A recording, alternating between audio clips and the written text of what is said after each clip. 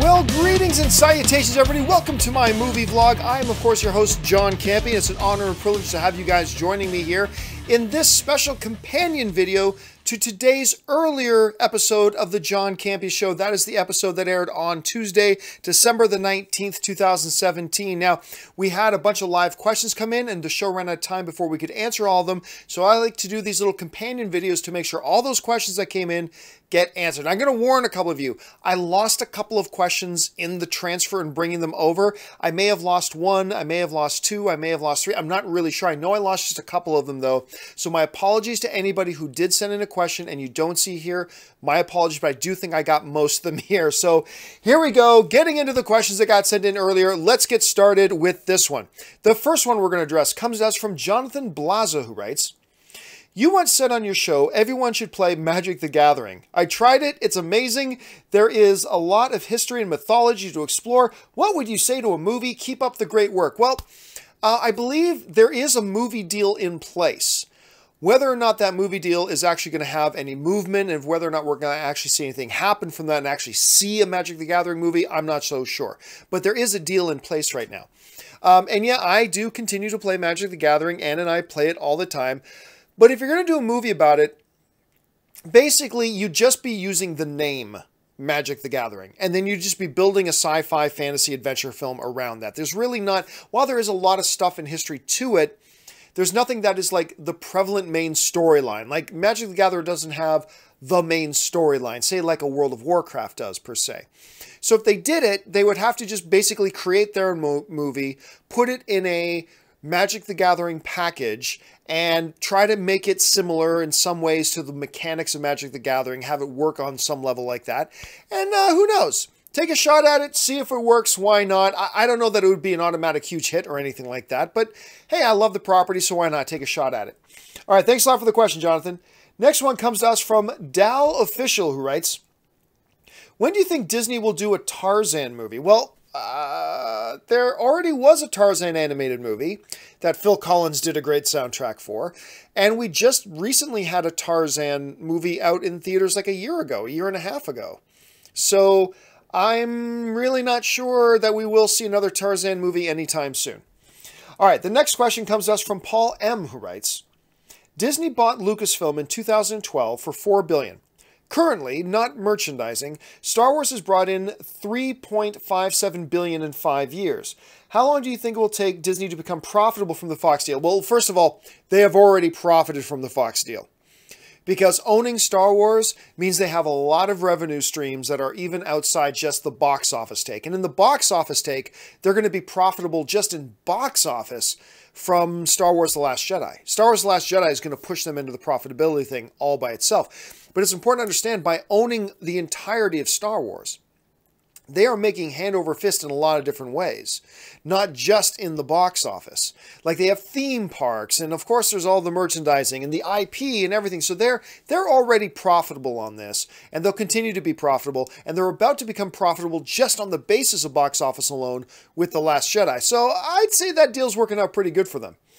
All right, the next one comes to us from LG3 Nation, who writes, "If you haven't seen the new Jumanji film, do you think there will be a cameo of Kirstin Dunst or anyone else from the original?" Well, as a matter of fact, I have seen the new Jumanji film. Despite the fact that I have been promising for days to get a review up, I have been so busy, and I just haven't got it up, and I'm sorry about that. But since I have seen it, I'm not going to answer that question, because I don't want to let you know about the cameo, or I don't want you to know that there is no cameo either way, so I'm going to just zip it, not talk about it, and move on to the next question. But thanks for sending that in, LG3. Let's see. Colt Royster writes in, "I don't read comics, but I heard that there is a DC versus Marvel battle. Will we see this in the future on the big screen?" Well, yeah, there have been instances before in the comics. I remember this one storyline they did where, like, one of the universes had to be destroyed. Either the universe that the DC heroes live in or the universe that Marvel's heroes have to live in. And they each had to have champions fight each other, and whichever side had more champions win their fights win. So you had Superman fighting Hulk, you had Storm fighting Wonder Woman, you had Jubilee fighting Robin, I believe you had Aquaman fighting Namor, you had Batman versus Captain America, I think. I think Wolverine fought Lobo, if I remember it right. But anyway, so they had all these individual battles, whatever. Will we ever see it on the big screen? Nah. I mean, anything is possible, but there's really, first of all, it would be a total bloody mess of a movie. Let's do a movie with 75 different characters. No one would be happy. Marvel versus DC is something that better lends itself to a 15-minute YouTube video than it does to a major motion picture. So I don't think we will ever see that happen, and quite frankly, I don't even want to see it happen. I'm quite happy with my DC movies, and I'm quite happy with my Marvel movies. I have no desire to see them mix over. But that's just me. Other people have different opinions, and that's totally fine. All right, next one comes to us from Rafael Cervantes, who writes, regarding Gambit, could the reason for creating the cost have something to do with Disney picking up debts accrued from buying the Fox properties? Well, thanks a lot for the question. I see you're thinking, but no, those two things are completely separate. So that's coming from a story earlier today that there's an unconfirmed report out there that Gambit is moving forward with Channing Tatum and that the production budget is $155 million, which is just bloody ridiculous. Absolutely ridiculous. Considering it's a Gambit movie. I mean, if you could do a Deadpool movie and a Logan movie, both for well sub $100 million, why does a Gambit movie need 155? Not really sure. That's kind of boggling my mind. Anyway, thanks for sending that in, Raphael. All right, Clutch 3000 writes, can you name any films that you believe would have benefited from having a lower budget? I 100% agree after seeing what Deadpool could do with $58 million. Well, let's put it this way. I have been saying forever that overall, Hollywood studios need to rein in the amount of money they spend on their movies. Because the more expensive it is for them to make the movies, the more money they need from the box office to justify those costs and break even, which means they need to put pressure on to increase the prices at the box office so they get more money. That means you and I are paying for these really expensive movies. Ultimately, you and I are the ones who pay for them. And this is something that needs to change for the health of the industry as a whole. Anyway, can I think of any movies that would have benefited? Well, not benefited as in the movie would have been a better movie if they spent less, or the movie would have done better at the box office if it spent less. Nothing like that. But there are some movies that could have been profitable if they didn't spend so much money. Like if they were just as good as they were and they made just as much money, instead of losing some money, they might have been a little bit profitable. I mean, for instance, let's take Justice League, for example. Justice League, which I don't feel like they spent ridiculous. Well, I mean, look, they spent probably $300 million, but a lot of that had to do with reshoots. But if they had spent $150 million in Justice League, and I'm not saying they could have done Justice League for just $150 million, but just for argument's sake, if they had made Justice League for $150 million, then what they have made at the box office, what's it sitting at around right now? Let me look it up. Give me 1 second. I'm going to look up Justice League, if I can get the typing right. Justice League box office. All right, let's find out where it's at right now. Justice League at the box office right now has worldwide not even $650 million. It's made $636 million. So at $636 million, it's questionable about whether it's going to lose money or break even. But had that movie had a production budget of $150 million, easily it would be in the profit stage. It would easily be in the profit stage. So again, that would have made the movie any better, and it doesn't mean the movie would have made more at the box office or anything like that, but it would have made its equations a little bit more friendly, if you know what I'm saying. And I'm sure there are many other films that would fall in line with that. So overall, I just believe studios need to start reining in their spending and spend less on these ridiculous movies. If you can make Deadpool for $58 million, there's no excuse for spending $250 million on another movie. Anyway, they just need to rein this in. All right, thanks a lot for the question, Clutch. The next one comes to us from Bryant Williams, who writes, I wanted to know your opinion on the Star Wars backlash. JJ set up questions to be answered, and Ryan just tossed them to the side. Do you think the answers should have already been planned out before starting the trilogy? I disagree with you, Bryant. What questions? Well, the questions about Snoke. When the fans brought up the questions about Snoke. I mean, Snoke was who Snoke was. Look, I bring this back to the original trilogy. I've been doing that lately. Like in Star Wars A New Hope, when they mentioned the Emperor. Well, who's the Emperor? Where did he come from? What did he do? And then Empire, we see the Emperor talking to Vader. And then, of course, physically he shows up in Return of the Jedi. We know as much about Snoke as we ever knew about the Emperor in the original trilogy. And nobody complained about the Emperor in the new trilogy. But they set up questions about Snoke. No, they didn't. There's Snoke. Fans brought up questions, but the movie didn't introduce questions. Also, with Rey, I mean, like, again, I'm different from a lot of Star Wars fans in the sense that when that movie happened, when The Force Awakens came out, I told everybody. I mean, I shouted it from every show I was on. She's definitely not a Skywalker, okay? First of all, it's not a Skywalker, and her parents are probably inconsequential to the story. Because that's the way Force users have been born throughout the history of Star Wars, other than Anakin, right? So that's just the way it's always been throughout the thousands of years of the Jedi. And I said, The Force Awakens makes it clear. I even made a video about this. You can look it up. I made a video say, look, all the reasons Rey is not a Skywalker. And I argued that The Force Awakens makes it abundantly clear that Rey was absolutely not a Skywalker. It laid it out clearly. But everybody still wanted to believe she was a Skywalker. So they answer that question. Who was she? And they answer it in this movie. It's just that people don't like the answer. So, no, I don't believe for a second at all. I think there are many valid criticisms. I do. I think there are many valid criticisms about Star Wars: Last Jedi. I have several of them. The Benicio del Toro character, the way Phasma was handled, the whole thing with Maz Kanata, which is completely pointless. The entire Finn and Rose storyline, even though I love those characters, what they did with them I thought was a waste of time. I mean, I think there are many valid, not excuses, there are many valid criticisms about Star Wars: The Last Jedi. But this thing about The Force Awakens set up questions that they didn't answer, I disagree with that. I think that you chose to look at it a certain way, and you chose to have certain questions, but don't blame the film for that. That's what you just decided. And that's what I've been saying to a lot of my friends about that. So I disagree with you on that one, although there are many things to have legitimate complaints about. All right, thanks a lot for the question, Bryant. This next one comes to us from Keith Franklin, who writes, why is it that The Last Jedi must live up to different narrative standards than the original trilogy?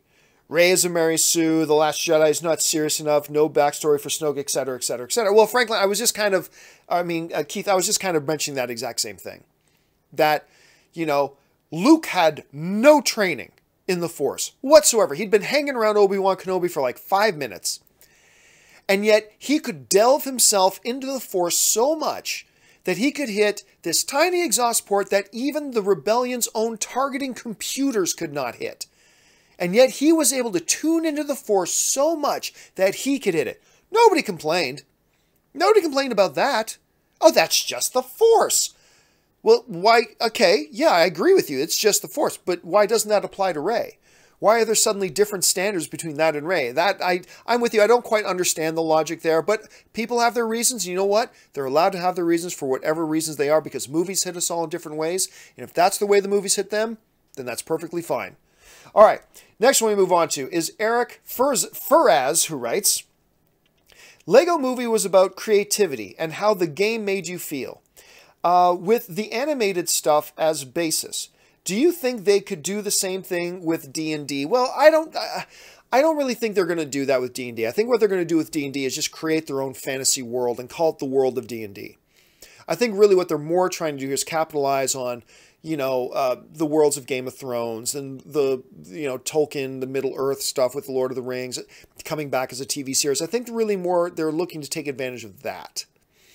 And on that level, they're just going to create a fantasy world. And I don't think there's really going to be a lot of eye-winking like there is in the Lego movie to do the things that you're talking about there. I mean, it's an interesting way to look at it for sure. But I really do think they're just going to create a world and delve into it as any other narrative type of dramatic fantasy film. That's what I think they're going to do.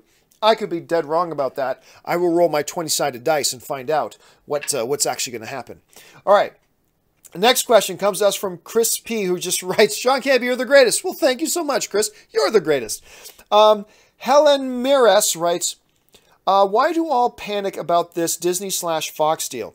21st Century Fox is just changing owner who gets the money, but nothing else changes for now. Nobody loses jobs. Actually, from the reports I'm reading, there are going to be changes.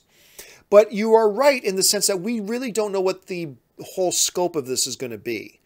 There are some jobs being lost. There's some things that are going to change. Absolutely. It's going to happen whenever you get mergers and stuff like that. It's not as simple as just 20th Century Fox is just changing. It's not quite that simple. But you are right in the fact that at this point, there's no reason to get overly excited or overly frightened because we just don't know what all the details are. We got to sit, and it's gonna be months and months and months and months, and maybe getting into the years before we really understand from the audience point of view what the true ramifications are and how this is all going to play out. We are a long way away from having all the information, so that's why I don't get terribly enthusiastic or terribly negative about the Fox deal at this point, other than the fact that I really wish Fox was still making X-Men movies instead of Disney. But other than that, there's no use getting too worked up one way or the other until we know what the actual information is. All right, Paul Skywalker Wayne writes, is The Last Jedi worth the IMAX price? Well, first of all, is any movie worth the IMAX price? I'm not terribly convinced of that because the IMAX is awfully expensive. But hey, look, I think The Last Jedi, despite the fact that I have some problems with it, I think it's a marvelous film. It's a wonderful experience. For me, it satisfied me on every level as a lifelong Star Wars fan. And I enjoyed it a great deal. Again, I just gave you a big laundry list of things that I think they could have done better, and I think they should have done better. But overall, I think it's an enjoyable film. It's definitely visually stunning. So if you're into going to the IMAX theater, then by all means, this is one that's worth it. I just don't know that it's ever worth it paying at the IMAX price at a movie theater. That's just because I'm cheap. All right, and the final question today comes to us from Andrew Kiernan, who writes, hey, John, been a fan since the AMC days. Thank you so much. I make trailer reactions on my channel. I was wondering what your thoughts on your thoughts are on reaction type videos. I appreciate the question, Andrew. To be honest, I don't think that much of reaction videos. Like, there are a couple of reactors online who I am a big fan of, and I do get a big kick out of watching them. Day One, a couple of others. Tyrone Magnus is one I really enjoy. But overall, I gotta admit, I'm over the reaction thing. I really am. Watching somebody watch a trailer. And to a lot of people, it's awesome and fun, and that's great. That's awesome. I'm not trying to discourage anybody from either being a reactor or from watching and enjoying reactors. If you watch that, that is awesome. And if you enjoy it, keep enjoying it and support those people with your views or with whatever else. If they have Patreons, whatever, I encourage you to support them. If you enjoy that content, that's awesome. But if you're asking me what I think, it doesn't really do it for me. And that's one of the reasons why, you know, I had a lot of people ask me I should do reaction videos. So I was like, okay, I'll try doing a couple. But I felt so awkward doing them because I don't believe for a second that the way people act on camera doing a reaction video is the way they would actually have been reacting if I was sitting in a room alone with them and there wasn't a camera on them. I don't buy it. I just don't. And I feel that way because when I was doing a couple of reaction videos, I remember thinking to myself, this feels awkward because every time I react or say something or gasp or whatever, I'm like, wait a minute, did I really just have that natural reaction? Was that's just me compensating because I know a camera's on it? For that reason, it doesn't work for me. Like I said, there are still a couple of reactors out there that I'm hugely entertained by. I very much am. But overall, I'm not much of a reaction guy, either as a viewer or as one doing it. That's why I stopped doing reaction videos. But again, that should in no way, just because that's how I feel, that in no way should dissuade you from doing what you do. Or if you're just a fan watching this, if you enjoy watching those videos, you shouldn't be dissuaded at all. Enjoy what you enjoy, and if that works for you, that's awesome. Keep watching, support those guys. That's awesome. But since you asked me directly what I think about it, I'm not much into it. But that's just me. That doesn't mean it needs to be your opinion. Anyway, guys, that will do it for all the questions. Now we got cleaned up that from the earlier episode of the John Campea Show. Thank you so much for being here and being a part of this. Remember, guys, make sure you take a second, click on that subscribe button if you're not already subscribed. Give this video a click on the thumbs up button. Make sure you follow me on social media simply at John Campea. That'll do it for me, guys. Thanks so much for joining me. My name's John Campea, and until my next video,